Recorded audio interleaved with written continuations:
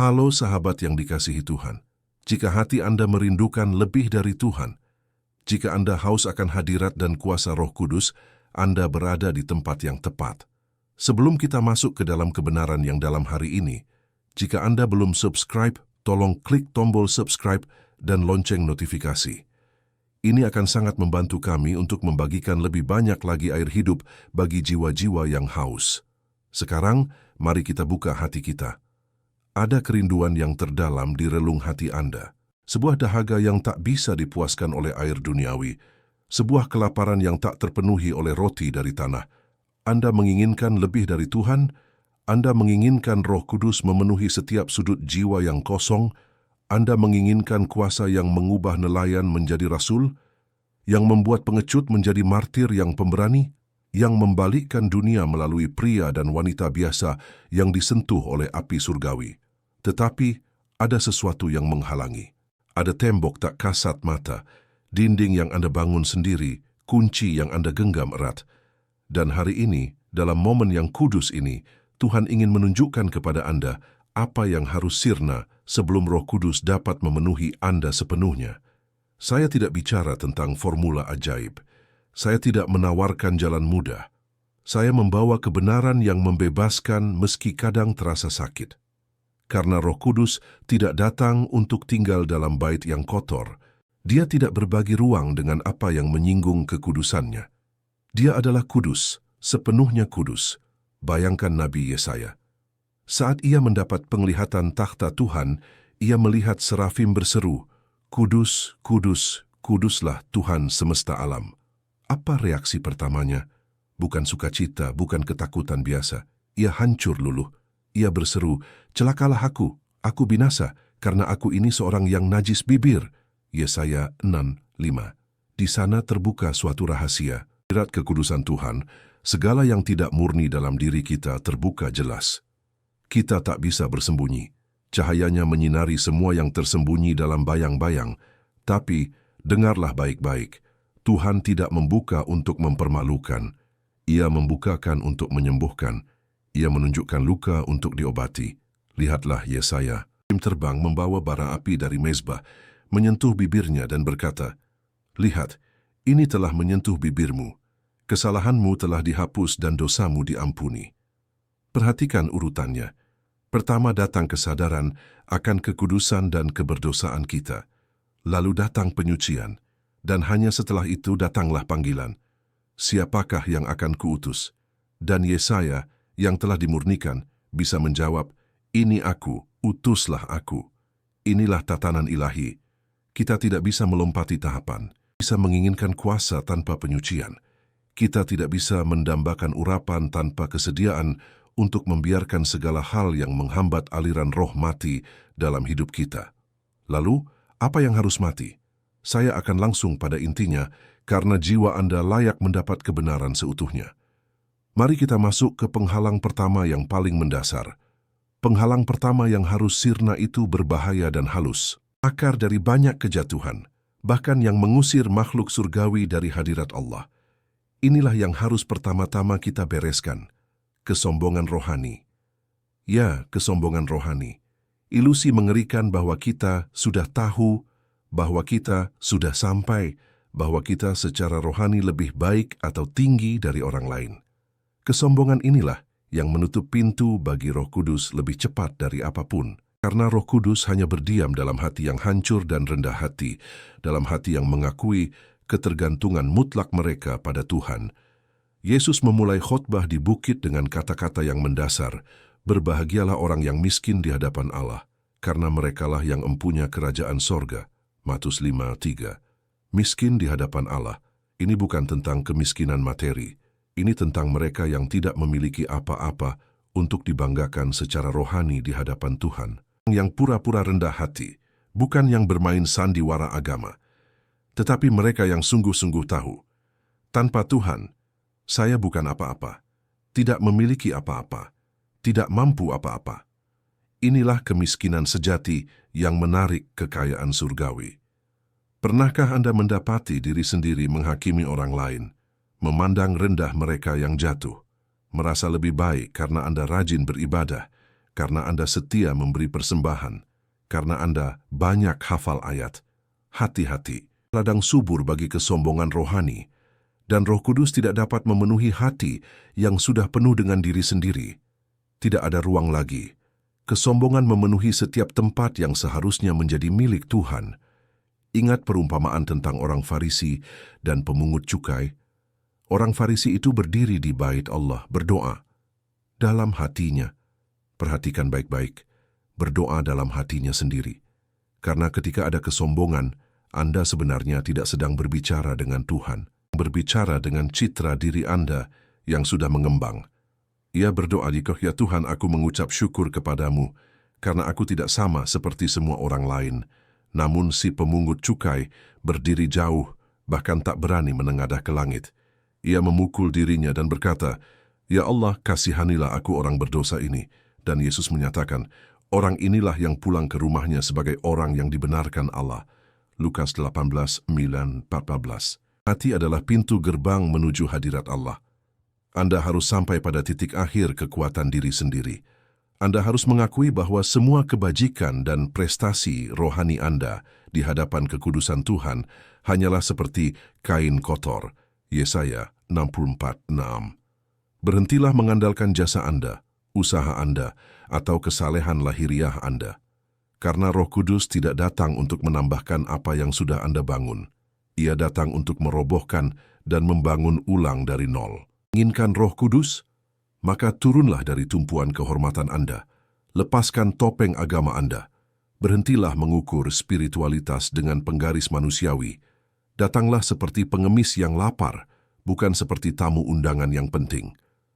Allah menentang orang yang congkak, tetapi mengasihani orang yang rendah hati. Yakobus 4:6. Ini bukan sekadar kata-kata indah, ini adalah hukum rohani yang mutlak. Kasih karunia mengalir ke bawah, urapan turun ke atas kepala yang rendah, hingga pada mereka yang mengosongkan diri. Yohanes Pembaptis memberikan rumus matematika kerajaan Allah yang revolusioner saat ia melihat Yesus datang. Ia harus makin besar, tetapi aku harus makin kecil. Yohanes 3:30. Inilah matematika ilahi, agar Kristus bertambah dalam Anda harus berkurang. Agar Roh Kudus memenuhi, Anda harus mengosongkan diri. Agar kemuliaan Tuhan bersinar melalui hidup Anda harus menyingkir dari jalan. Itu berbisik, "Aku bisa, aku tahu, aku layak." Tetapi Roh Kudus hanya menjawab seruan hati yang berkata, "Tanpamu Tuhan, aku tak bisa apa-apa. Tanpamu aku tak tahu apa-apa. Tanpamu aku bukan siapa-siapa." Inilah perbedaan antara religiusitas yang mati dan kehidupan rohani yang sejati. Religiusitas mengembang, spiritualitas sejati menghancurkan. Religiusitas memuliakan manusia. Iman sejati memuliakan Tuhan, keindahan yang mengejutkan.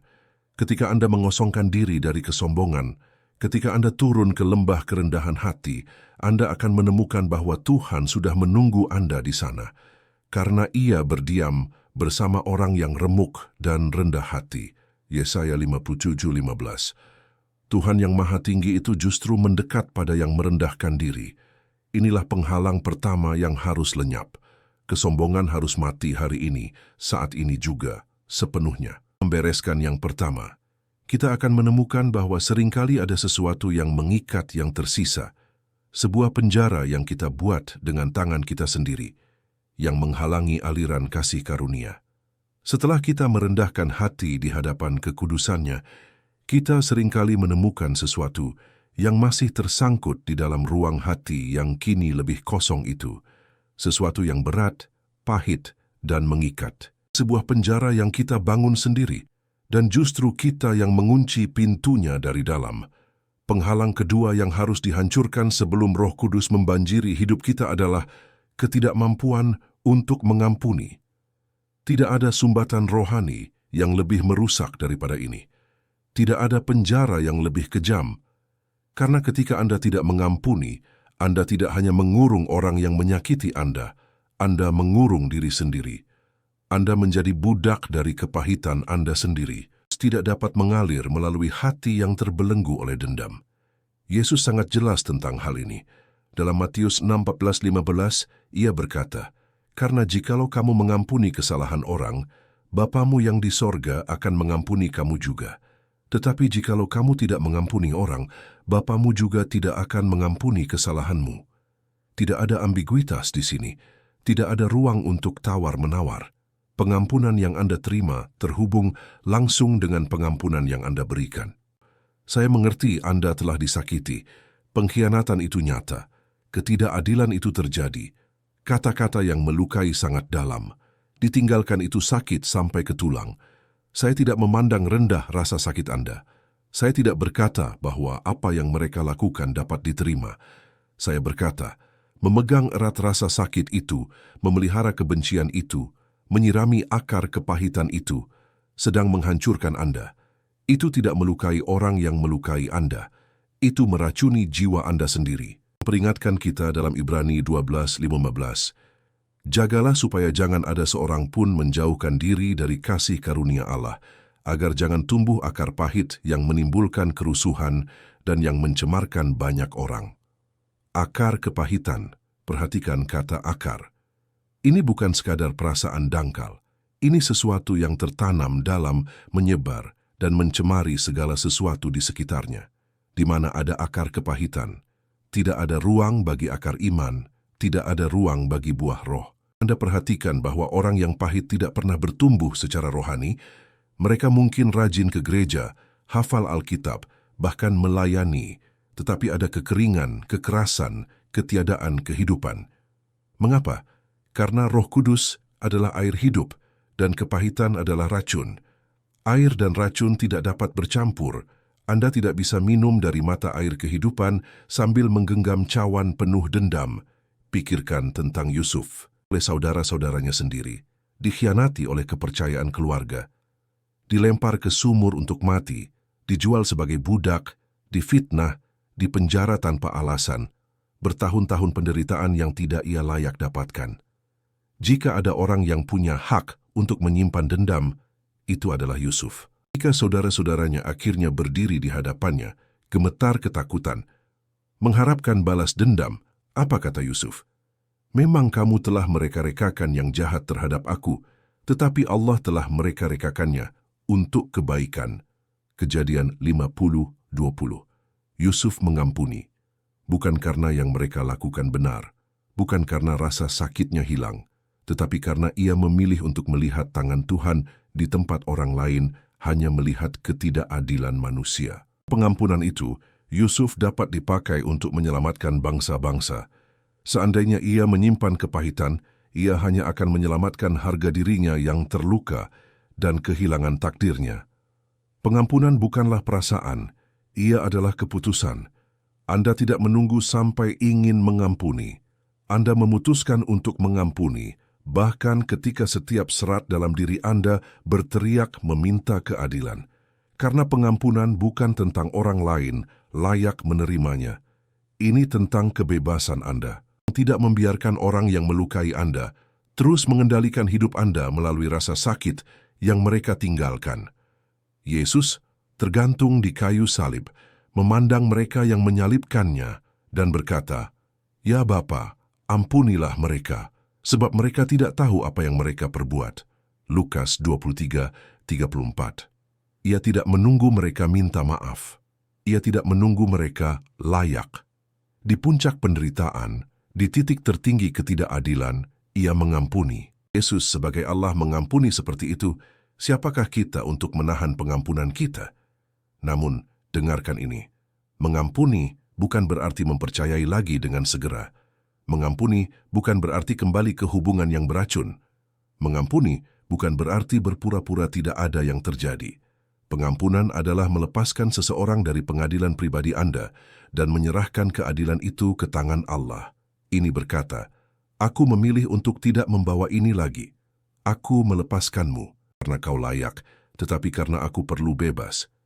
Adakah seseorang yang belum Anda ampuni, seorang ayah yang absen, seorang ibu yang selalu mengkritik, pasangan yang tidak setia, seorang sahabat yang mengkhianati, pemimpin yang mengecewakan, saudara yang melukai? Anda telah membawanya bertahun-tahun, mungkin puluhan tahun, dan setiap kali mengingatnya, lukanya terbuka lagi. Setiap kali melihat orang itu, kebencian muncul. Berdoa memohon Roh Kudus, tetapi ada sumbatan ini, tembok ini, yang tidak membiarkan sungai itu mengalir. Hari ini adalah waktunya. Saat ini adalah momennya. Anda harus melepaskan. Anda harus membebaskan. Anda harus mengampuni, bukan untuk mereka tetapi untuk Anda sendiri. Karena Tuhan telah menyiapkan hal-hal yang begitu besar bagi Anda, tetapi Ia tidak dapat membawa Anda maju sambil membawa beban mati ini, dapat masuk ke masa depan Anda sambil menyeret masa lalu yang pahit. Dan ketika Anda mengampuni, sesuatu yang ajaib terjadi. Penjara terbuka, belenggu terlepas, beban itu jatuh dari bahu Anda, dan tiba-tiba ada ruang untuk sukacita, ruang untuk damai sejahtera, ruang untuk Roh Kudus. Karena di mana dulu ada kepahitan, sekarang ada kebebasan. Di mana dulu ada kebencian, sekarang ada kasih karunia. Dalam Efesus 4:1-2. Segala kepahitan, kegeraman, kemarahan, pertikaian, dan fitnah hendaklah dibuang dari antara kamu, demikian pula segala kejahatan. Tetapi hendaklah kamu ramah seorang terhadap yang lain, penuh kasih mesra, dan saling mengampuni. Sebagaimana Allah di dalam Kristus telah mengampuni kamu. Perhatikan urutannya. Pertama, buanglah, singkirkan, buang. Lalu, jadilah menjadi sesuatu yang baru. Dan modelnya, sebagaimana Allah di dalam Kristus telah mengampuni kamu, diampuni dari hutang yang tak terbayar. Anda diampuni ketika tidak layak. Anda diampuni bahkan sebelum Anda meminta. Dan sekarang Tuhan mengundang Anda untuk mengulurkan pengampunan yang sama. Bukan karena itu mudah, tetapi karena itu kudus. Karena itu ilahi. Karena itu satu-satunya cara Anda benar-benar mencerminkan gambaran Kristus. Ketidakmampuan mengampuni ibarat meminum racun dengan harapan orang lain yang mati. Anda melukai diri sendiri. Anda menghancurkan diri sendiri. Anda memelihara kebencian. Orang yang melukai Anda seringkali telah melangkah maju, bahkan tidak tahu betapa Anda masih menderita. Satu-satunya tahanan dari ketidakmampuan mengampuni Anda adalah Anda sendiri. Tetapi ketika Anda mengampuni, Anda mematahkan belenggu. Anda keluar dari penjara. Anda mengambil kembali hidup Anda. Dan Anda membuka pintu bagi Roh Kudus untuk membanjiri setiap sudut jiwa Anda yang kering, membawa kehidupan, dan kehidupan dan kepahitan tidak dapat hidup bersama. Satu harus pergi agar yang lain masuk. Anda memilih yang mana. Setelah kita membersihkan ruang dari kepahitan, kita harus berani menyalakan cahaya. Karena seringkali di sudut-sudut gelap yang belum tersentuh pengampunan, masih ada sesuatu yang bersembunyi, sesuatu yang kita simpan, bahkan dari diri sendiri. Setelah merendahkan hati dan memutuskan untuk melepaskan pengampunan, seringkali kita merasakan kelegaan. Ruang hati terasa lebih lapang. Namun, di sudut-sudut yang paling tersembunyi, di balik lemari pengampunan yang baru kita buka, kadang masih ada sesuatu yang bersembunyi, sesuatu yang kita sembunyikan, bahkan dari diri sendiri. Kita berjalan dengan cahaya, tetapi membawa bayangan. Penghalang ketiga yang harus diatasi adalah dosa yang tidak diakui. Dosa rahasia itu kita kubur dalam-dalam. Kegagalan yang kita tutupi dengan lapisan-lapisan pembenaran dan rasionalisasi. Kita pikir tidak ada yang tahu. Kita yakin kita aman selama itu tetap tersembunyi. Tapi ada seseorang yang melihat, dan seseorang itu justru adalah Dia yang kita mohon untuk tinggal di dalam kita. Mazmur 66:18 begitu jelas. Seandainya ada niat jahat dalam hatiku, tentulah Tuhan tidak mau mendengar. Niat jahat di sini berarti menyimpan, memendam, memberi tempat pada dosa. Lakukan itu. Ada tembok pemisah antara kita dan Tuhan. Doa-doa kita seolah membentur langit-langit dan kembali. Pujian kita hanya menjadi bunyi. Pencarian kita akan Roh Kudus terasa hampa. Mengapa? Karena Tuhan itu kudus, dan kekudusan tidak dapat berbagi ruang dengan dosa. Saya tidak berkata Anda harus sempurna. Tidak ada yang sempurna. Saya berkata, Anda harus jujur. Ada perbedaan besar antara tersandung dalam dosa dan berdamai dengan dosa. Antara jatuh dan berbaring di sana. Anak Allah mungkin jatuh, tetapi ia bangkit mengaku, bertobat, dan mencari penyucian. Anak Allah tidak berdamai dengan apa yang melukai hati Bapa. Daud memahami ini dengan sangat dalam. Setelah dosanya dengan Batsheba, setelah perzinaan, kebohongan, pembunuhan yang direncanakan, ia bisa saja terus berpura-pura. Ia bisa menyembunyikannya lebih baik. Tetapi ketika Nabi Nathan menghadapinya, sesuatu hancur di dalam dirinya. Hancuran itu, lahirlah Mazmur 51. Dengarkan seruan Daud. Kasihanilah aku, ya Allah, menurut kasih setiamu, hapuskanlah pelanggaranku menurut rahmatmu yang besar. Bersihkanlah aku seluruhnya dari kesalahanku, dan tahirkanlah aku dari dosaku. Daud tidak meminimalkan, tidak membenarkan diri, tidak menyalahkan keadaan. Ia mengaku. Ia berseru memohon penyucian. Ia mengatakan sesuatu yang harus bergema dalam hati kita semua. Janganlah membuang aku dari hadapanmu, dan janganlah mengambil rohmu yang kudus daripadaku. Mazmur 51:12. Daud tahu, dosa mengusir kehadiran. Daud tahu kekudusan Allah tidak bersekutu dengan kejahatan yang tersembunyi. Menyembunyikan sesuatu? Dosa seksual yang tidak diketahui orang lain? Ketidakjujuran finansial yang Anda benarkan? Kebohongan yang Anda ceritakan begitu baik hingga hampir Anda percayai sendiri? Kecanduan rahasia yang Anda pelihara dalam bayang-bayang? Pengkhianatan yang Anda kubur? Dengki yang Anda rawat, disamarkan sebagai keadilan? Amsal 25:13 menyatakan, siapa menyembunyikan pelanggarannya tidak akan beruntung, tetapi siapa mengakuinya dan meninggalkannya akan disayangi. Kan adalah kematian rohani. Mengaku dan meninggalkan adalah kehidupan.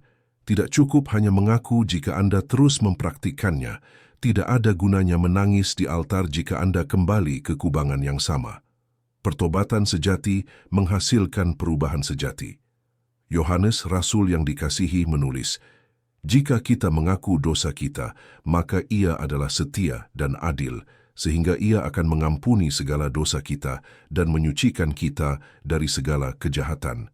1 Yohanes 1:9. Kata kerja bentuk sekarang, terus-menerus. Bukan pengakuan sekali di masa lalu yang lalu Anda lupakan. Ini adalah praktik konstan untuk membawa kepada terang apa yang mencoba bersembunyi dalam kegelapan. Dosa tumbuh dalam kegelapan, membusuk dalam rahasia, menguat dalam keheningan, tetapi ketika Anda membawanya kepada terang, ketika Anda mengakuinya di hadapan Tuhan, sesuatu yang dahsyat terjadi. Cahaya membongkar, kebenaran membebaskan. Dosa dipatahkan ketika ia berhenti menjadi rahasia kotor Anda dan menjadi sesuatu yang Anda serahkan ke tangan Tuhan. Berapa banyak orang yang menginginkan baptisan Roh Kudus, tetapi menjalani kehidupan ganda. Siang hari mereka kudus, malam hari mereka budak dosa. Dalam ibadah mereka mengangkat tangan, di rumah mereka membuka pintu bagi roh-roh jahat. Di media sosial mereka membagikan ayat-ayat, dalam privasi mereka mengonsumsi kenajisan. Bertanya-tanya, mengapa kehadiran Tuhan tidak datang? Mengapa kuasa tidak mengalir? Mengapa urapan tidak tinggal? Jawabannya sederhana, Roh Kudus tidak berbagi tempat. Ia tidak tinggal di bait yang najis. Ia tidak memenuhi bejana yang kotor. Anda harus memilih, hidup dalam terang atau hidup dalam kegelapan, melayani Tuhan atau melayani dosa. Tidak ada jalan tengah. Tidak ada spiritualitas suam-suam kuku yang berkenan kepada Tuhan. Kata dalam Yohanes 3:20-21, sebab barang siapa berbuat jahat, membenci terang dan tidak datang kepada terang, supaya perbuatan-perbuatannya yang jahat itu tidak nampak. Tetapi barang siapa melakukan yang benar, ia datang kepada terang, supaya menjadi nyata bahwa perbuatan-perbuatannya dilakukan dalam Allah. Siapa yang berbuat jahat, bersembunyi. Siapa yang melakukan kebenaran, mendekat kepada terang. Di manakah posisi Anda? Mungkin Anda berpikir, tapi aku sudah berusaha berhenti ribuan kali, sudah berjanji pada Tuhan dan aku masih jatuh. Dengarkan, mengaku bukan hanya berbicara. Itu adalah menyerahkan. Itu adalah mencari pertolongan. Itu adalah memotong saluran-saluran yang memberi makan dosa. Itu adalah lari dari pencobaan, bukan bermain-main dengannya. Ini harus radikal, karena dosa menuntut kekudusan yang radikal. Jika matamu yang kanan menyesatkan engkau, cungkilah dan buanglah itu, kata Yesus, Matius 5:29. Secara harfiah tetapi secara rohani, potong apa yang perlu dipotong, hapus apa yang perlu dihapus, jauhilah dari siapa yang perlu dijauhi, ubah apa yang perlu diubah. Karena jiwamu lebih berharga daripada kepuasan sesaat apapun. Persekutuanmu dengan Tuhan lebih bernilai daripada kepuasan duniawi manapun. Ketika Anda akhirnya membawa semuanya kepada terang, ketika Anda mengaku tanpa syarat, ketika Anda bertobat sungguh-sungguh dan meninggalkan dosa itu, Tuhan melakukan apa yang hanya Dia bisa lakukan. Dia menyucikan, Dia membersihkan, Dia memulihkan. Dan Roh Kudus yang sebelumnya terhalang masuk karena dosa yang tidak diakui, sekarang memiliki ruang yang bebas untuk tinggal, untuk memenuhi, untuk meluap. Kemurnian bukanlah pilihan tambahan, itu penting. Disebut Roh yang Kudus karena suatu alasan. Dia bukan hanya roh, Dia kudus. Dan kekudusan menuntut kekudusan. Bukan kesempurnaan instan, tetapi hati yang rela dibentuk, ditempa, dan disucikan. Hati yang tidak membuat perjanjian dengan dosa, bahkan ketika tersandung ke dalamnya. Hari ini, sekarang, pada saat ini, bawalah kepada terang apa yang tersembunyi. Akui di hadapan Tuhan apa yang Anda simpan. Jangan takut pada reaksinya. Dia sudah tahu. Dia hanya menunggu Anda jujur. Anda berhenti berpura-pura. Menunggu Anda datang sebagaimana adanya, bukan seperti yang Anda ingin tampakkan.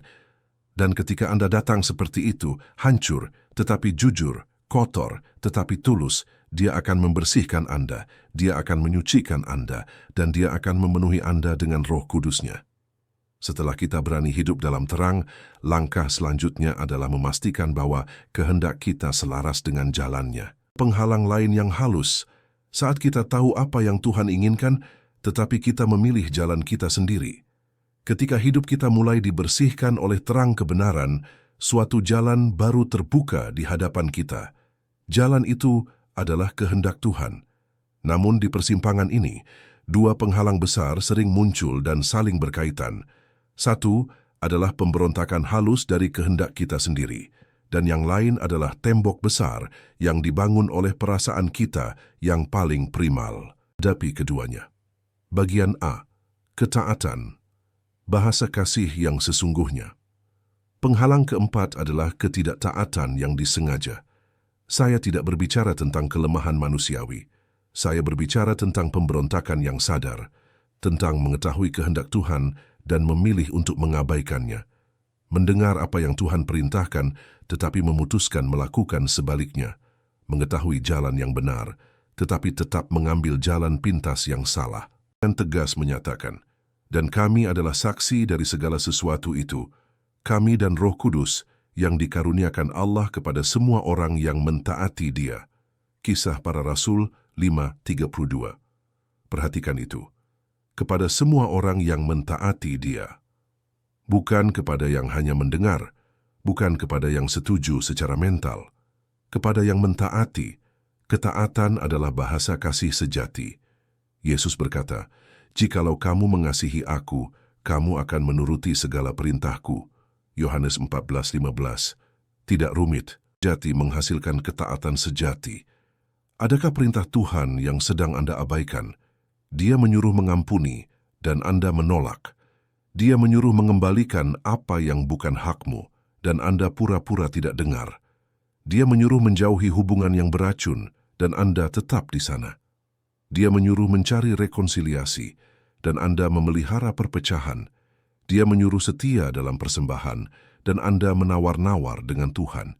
Setiap area ketidaktaatan adalah pintu yang terkunci bagi Roh Kudus. Bisa menginginkan hadirat Tuhan sambil menolak kehendak Tuhan.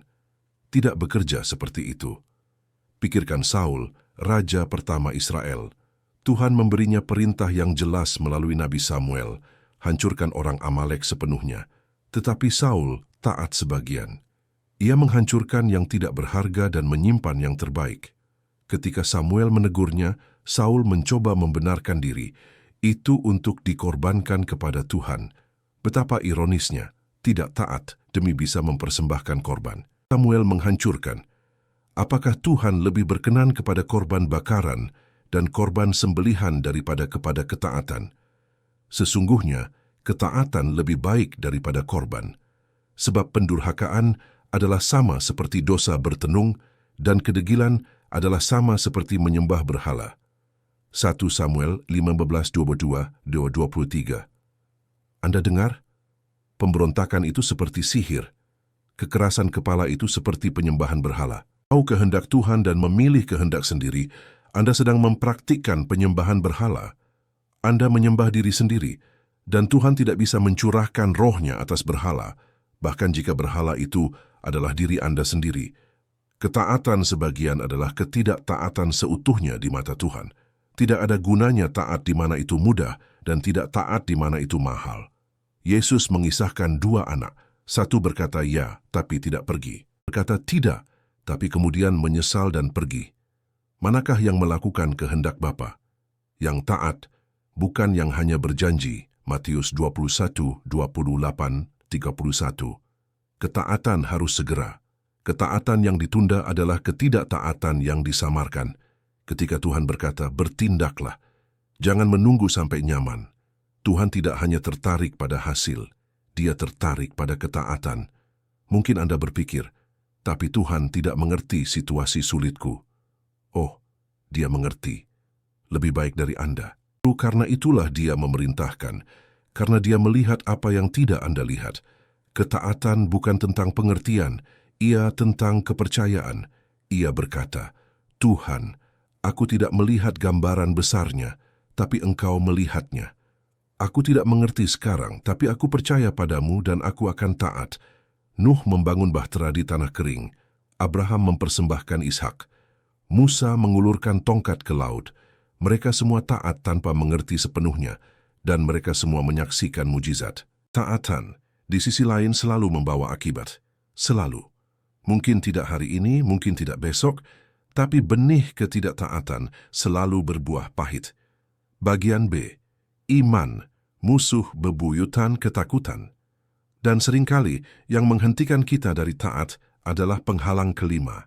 Ketakutan yang melumpuhkan. Takut yang hormat kepada Tuhan, tapi ketakutan yang membuat Anda mundur, yang membekukan langkah Anda, yang membuat Anda tetap di zona nyaman, sementara Tuhan memanggil Anda ke air yang lebih dalam. Ketakutan dan Roh Kudus tidak bisa hidup bersama. Paulus menulis, sebab Allah memberikan kepada kita bukan roh ketakutan, melainkan roh yang membangkitkan kekuatan, kasih, dan ketertiban. 2 Timotius 1:17. Bukan roh ketakutan, melainkan roh kekuatan. Roh Kudus memenuhi Anda, ketakutan diusir. Pikirkan murid-murid sebelum Pentakosta. Mereka ketakutan, pintu-pintu terkunci, bersembunyi. Tapi ketika Roh Kudus turun, semuanya berubah. Petrus yang pernah menyangkal Yesus karena takut pada seorang hamba, sekarang berkhotbah dengan berani di jalanan. Ketakutan tidak lagi berkuasa atasnya, Kisah Para Rasul 4:31. Tapi Anda harus melepaskan ketakutan itu terlebih dahulu. Berhenti mendengarkan suara-suara yang melumpuhkan itu. Berbohong. Ia membesar-besarkan masalah, mengecilkan kehadiran Tuhan, membuat Anda fokus pada ukuran raksasa, bukan pada ukuran Tuhan Anda. Daud menghadapi Golias ketika semua orang lain gemetar ketakutan. Seorang anak dengan ketapel melawan raksasa bersenjata lengkap. Mustahil? Secara manusia ya, tapi Daud tidak percaya pada dirinya sendiri, pada Tuhan, dan ia menyatakan, Engkau mendatangi aku dengan pedang dan tombak, tapi aku mendatangi engkau dengan nama Tuhan semesta alam. 1 Samuel 17:45. Inilah perbedaannya.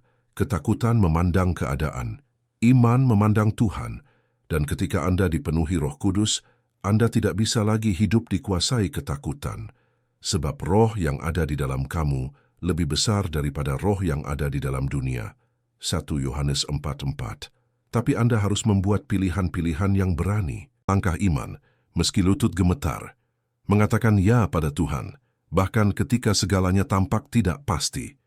Karena setiap kali Anda taat meski takut, Anda mematahkan sedikit lagi kekuatan ketakutan atas hidup Anda. Ketakutan akan manusia adalah jerat. Amsal 29:25. Ia membuat Anda hidup untuk menyenangkan orang, bukan menyenangkan Tuhan. Dan selama Anda hidup seperti itu, Roh Kudus tidak bisa memakai Anda sepenuhnya, karena Dia memanggil Anda kepada hal-hal yang tidak dimengerti dunia. Takutan macam apa yang melumpuhkan Anda? Takut gagal? Tuhan lebih besar dari kegagalanmu. Takut ditolak? Penerimaan Tuhan sudah cukup. Takut pada yang tidak dikenal? Tuhan sudah ada di sana. Lepaskan, serahkan, percayalah, dan saksikan Roh Kudus mengubah ketakutan Anda menjadi iman, dan ketakutan itu menjadi ketaatan. Namun, setelah kita memilih untuk taat dan berani, ada satu godaan terakhir yang sering mengikat kita pada tempat yang lama, kecintaan kita pada dunia dan segala isinya. Memutuskan untuk taat dan melangkah dengan keberanian iman, seringkali masih ada satu tarikan terakhir yang kuat. Seperti tali yang mengikat perahu kita ke dermaga lama, padahal Tuhan memanggil kita untuk berlayar ke laut lepas. Penghalang keenam ini adalah soal kesetiaan, tentang di mana kita meletakkan hati kita. Ini adalah keterikatan pada dunia. Saya tidak berbicara tentang hidup di dalam dunia. Yesus meninggalkan kita di sini dengan tujuan, cara tentang mengasihi dunia, tentang memiliki hati yang terpaut pada nilai-nilai, kesenangan, dan prioritas sistem duniawi yang fana ini. Ingin memiliki roh Tuhan, tapi tidak ingin melepaskan roh zaman ini. Yohanes, rasul yang dikasihi, langsung pada intinya. Janganlah kamu mengasihi dunia dan apa yang ada di dalamnya. Jika orang mengasihi dunia, maka kasih akan Bapa tidak ada di dalam orang itu. Yang ada di dalam dunia, yaitu keinginan daging dan keinginan mata serta keangkuhan hidup, bukanlah berasal dari Bapa, melainkan dari dunia.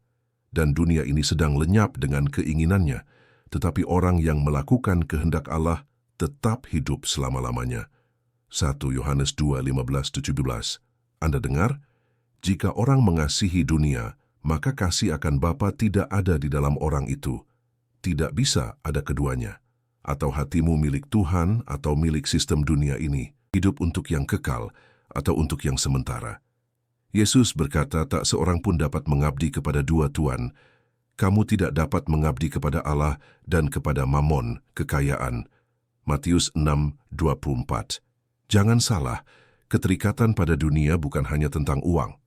Ini tentang di mana hatimu berada. Ini tentang apa yang memenuhi pikiranmu, mengatur keputusanmu, memberimu identitas. Identitasmu berasal dari mobil, rumah, pakaian, rekening bank, atau posisi sosialmu.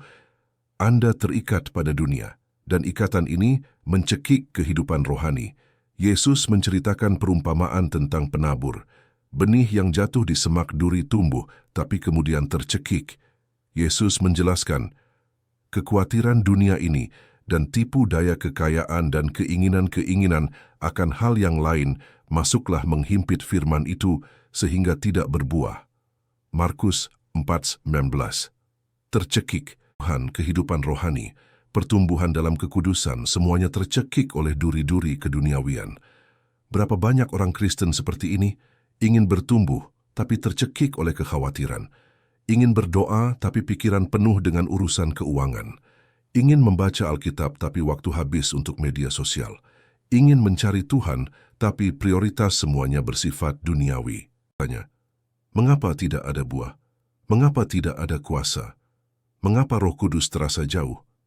Jawabannya jelas, Anda tidak bisa dipenuhi Roh Kudus dan dipenuhi dunia pada saat yang bersamaan. Satu mengusir yang lain. Air dan minyak tidak bercampur. Terang dan gelap tidak hidup bersama. Kekudusan dan keduniawian tidak berbagi tempat yang sama. Bahkan lebih keras. Hai orang-orang yang tidak setia, tidakkah kamu tahu bahwa persahabatan dengan dunia adalah permusuhan dengan Allah? Jadi barang siapa hendak menjadi sahabat dunia ini, ia menjadikan dirinya musuh Allah. Yakobus 4:4. Musuh Allah. Bukan kata-kata yang ringan. Ketika Anda memeluk dunia, Anda melepaskan tangan Tuhan. Ingatkan, janganlah kamu menjadi serupa dengan dunia ini, tetapi berubahlah oleh pembaharuan budimu, sehingga kamu dapat membedakan manakah kehendak Allah, apa yang baik, yang berkenan kepada Allah, dan yang sempurna. Roma 12:2. Jangan ikut bentuk dunia. Berubahlah, jadilah berbeda, terpisah, kudus. Karena dunia menawarkan kesenangan, tapi ia sementara, menawarkan kepuasan, tapi ia dangkal, menawarkan keamanan, tapi ia ilusi. Akhirnya, semua yang dunia tawarkan akan lenyap. Tapi apa yang dibangun di dalam Tuhan tetap untuk selama-lamanya. Pikirkan orang muda yang kaya. Ia memiliki semua yang dunia anggap sukses, kekayaan, posisi, moralitas agama. Ia bertanya pada Yesus, apa yang kurang untuk memperoleh hidup kekal? Yesus memandang dia dan mengasihinya, lalu berkata, hanya satu lagi kekuranganmu. Pergilah, juallah apa yang kau miliki, dan berikanlah itu kepada orang-orang miskin, maka engkau akan beroleh harta di sorga. Kemudian datanglah kemari, dan ikutlah aku. Markus 10:21. Tapi ia tidak bisa. Hatinya terikat pada miliknya. Ia menginginkan hidup kekal, tapi tidak rela melepaskan kehidupan duniawinya. Ia ingin mengikut Yesus, tapi tidak ingin meninggalkan kekayaannya. Dengan sedih, karena keterikatannya pada dunia mengharganya kerajaan Allah. Berapa banyak yang berada di posisi yang sama hari ini, ingin lebih dari Tuhan, tapi tidak ingin kurang dari dunia. Ingin surga, tapi tidak ingin melepaskan bumi. Ingin urapan, tapi tidak ingin pelepasan ikatan. Mereka hidup dalam ketegangan yang menyedihkan, konflik batin, dualitas rohani yang tidak memuaskan Tuhan maupun jiwa. Setiap orang yang mau mengikut aku, ia harus menyangkal dirinya, memikul salibnya dan mengikut aku. Karena siapa yang mau menyelamatkan nyawanya, ia akan kehilangan nyawanya. Tetapi barang siapa kehilangan nyawanya karena aku, ia akan memperolehnya. Apa gunanya seorang memperoleh seluruh dunia, tetapi ia kehilangan nyawanya? Matius 16:24-26. Kehilangan untuk menemukan, mati untuk hidup, mengosongkan untuk dipenuhi, melepaskan untuk menerima. Inilah paradoks kerajaan Allah. Anda memahaminya, sampai Anda mempraktikkannya, Roh Kudus tidak bisa memenuhi Anda sepenuhnya. Karena sementara Anda menggenggam dunia dengan satu tangan dan mencoba meraih Tuhan dengan tangan lainnya, Anda tidak sepenuhnya tersedia untuk keduanya. Apa yang harus Anda lepaskan? Berhala apa yang sedang Anda sembah, yang disamarkan sebagai kebutuhan? Kesenangan duniawi apa yang Anda sebut sebagai kebebasan? Ambisi duniawi apa yang Anda benarkan sebagai kebijaksanaan? Tuhan memanggil Anda untuk kehidupan yang terpisah. Bukan mengisolasi diri, tapi berbeda. Bukan legalisme, tapi kekudusan. Bukan religiusitas lahiriah, tapi transformasi batiniah. Anda akhirnya melepaskan dunia. Ketika Anda berhenti mencoba menyeimbangkan keabadian dan kesementaraan. Ketika Anda memilih Tuhan di atas segalanya, Roh Kudus bisa memenuhi Anda tanpa kompetisi, tanpa berbagi ruang, tanpa berbagi takhta. Karena sekarang Anda sepenuhnya tersedia, sepenuhnya menyerah, sepenuhnya miliknya. Setelah kita membahas 6 penghalang ini, kesombongan, ketidakmampuan mengampuni, dosa rahasia, ketidaktaatan, ketakutan, dan keterikatan pada dunia, ada satu hal terakhir yang harus kita pastikan hilang. Ini adalah akar dari semua keraguan yang bisa membatalkan segala kemajuan kita. Penghalang terakhir yang harus diusir adalah ketidakpercayaan.